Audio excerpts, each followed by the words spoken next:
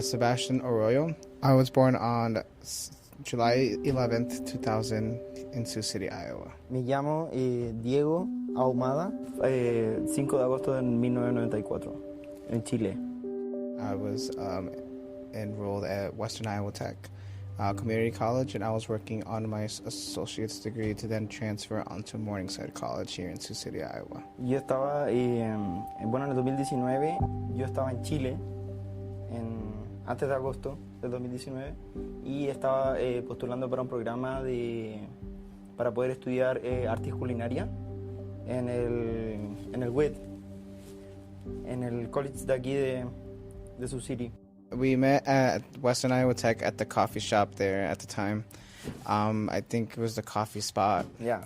And it was a cart back then. And I would just always get a coffee, my iced coffee in the morning, and he would be there sometimes. And then, like, it was just kind of like an everyday thing where everybody would be like, oh, hey, how are you? Like, oh. Sí, ahí me acuerdo que le pedí como las redes sociales. Yeah. Y ahí empezamos como a hablar y ahí después nos empezamos como a juntar. Y bueno, como yo estaba en un programa del WIT, hubo unos problemas con el programa de WIT. Y entonces nos tuvimos que ir. Y yo me tuve que ir de la ciudad, recuerdo, y fue bien complicado porque no podía estar moviéndome por el tema del COVID y viniendo como de una ciudad a otra porque podía traer yo el virus. Entonces era, ¿cómo se llama? Me tuve que tomar la determinación si quedarme en esta ciudad o en la otra ciudad. Y yo estaba recién conociendo a Sebastián, entonces como que yo la verdad que quería estar con él. Entonces yo tomé, o sea, bueno, hablándolo con él y todo eso, yo estaba solo. El Seba era como el único como apoyo que tenía en ese momento. Entonces él ahí me ayudó mucho, y ahí empezó como nuestra historia de... Yeah, it was weird because, like, I remember, like, you asked me for my Instagram at the coffee spot. From then on, it was like just conversation. And then after COVID hit, they kicked Diego out of the program at WIT, so then he didn't know what to do. I remember when he had to go to Spencer, I actually went to go visit him multiple times in Spencer. I think April, no? I feel like it was April. Yeah. Because at the time when... Yo me acuerdo que el 13 de enero, o sea, el 13 de April, yo le pedí que empezáramos como a hacer como... Yeah, the 13th of April is the date that Diego asked me to be his boyfriend, because we just had that whole going back and forth to the cities and stuff. We just had like, hey, like, we're in a pandemic, why don't we just stay put and be something? At this point, I kind of had the mindset where I was like, I really like this man a lot, and I feel like I can't let that get away. Especially with COVID happening, people were like getting sick. I was like, wait, like I don't know. I kind of had to think fast at the moment. We both had to, and then so we decided for him to come stay with my parents and I here in Sioux City, Iowa. Within like our first time of living together was weird because it was during a pandemic and it was at my dad's house. It was like we did everything backwards, you know. Like people don't usually move in right away at 3 months of meeting. But it was kind of like the circumstances of the pandemic. We had to kind of quarantine together during the pandemic. We had to deal what we had to do. Like, we had to make our own day. And then my dad was just like in the living room.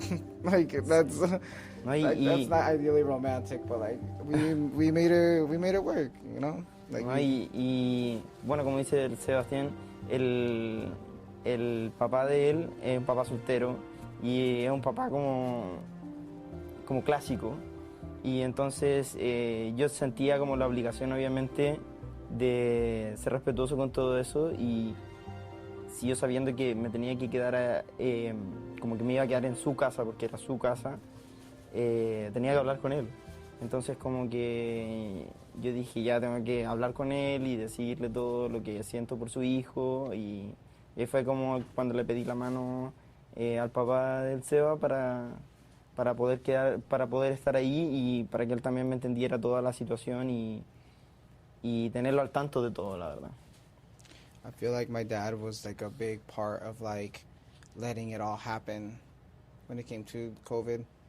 I feel like just him being really open-minded, being really cool about how I feel, how I feel like that got him to think as well that maybe life really is too short. And if his son, which is me, was happy, that's what he wanted to be, or what that's what he wanted to do. And like to think like Diego's family is in Chile. So during the pandemic, you couldn't just go and visit your family. So like we kind of became his family, in a good, like, you know, in our own way. Es bien importante que la familia igual como que esté apoyándote, porque si nosotros la verdad tenemos suerte de que hemos tenido una familia bien que ha estado con nosotros y nos ha apoyado en muchos momentos importantes, pero si no lo hubiéramos tenido, como sabemos que hay gente que no tiene mucho el apoyo de su familia, sobre todo cuando también tienen temas de como hablar de que cuando la gente a lo mejor sale del closet o qué sé yo, hay padres que no se lo toman bien, y en verdad cuando no hay ese apoyo de ellos es súper difícil, súper difícil. Tengo que dar gracias que la familia del Seba y la familia mía son unos excelentes padres y familia y todo. Sí. It was crazy because when Diego asked my dad for my hand in marriage, I was there. And this was all like, to think like before the pandemic, I didn't even think I was gonna, I never thought that I would be really like in love during like everything that was going on. I never would have thought. If you would have told me I would have gotten married during a pandemic, I would be like, you're crazy. Y teníamos miedo porque me acuerdo que habíamos ido el día anterior a ver dónde íbamos a hacer toda la ceremonia y todo eso, y hacía mucho viento. Yeah, we were scared. Yeah, because it was getting cloudy and everything. We're like, no, this is our special day. Oh gosh, this is a sign. The next day we showed up and it was sunny out. Yeah. It was beautiful out. A nice day. Lleno de flores. Our friends were there.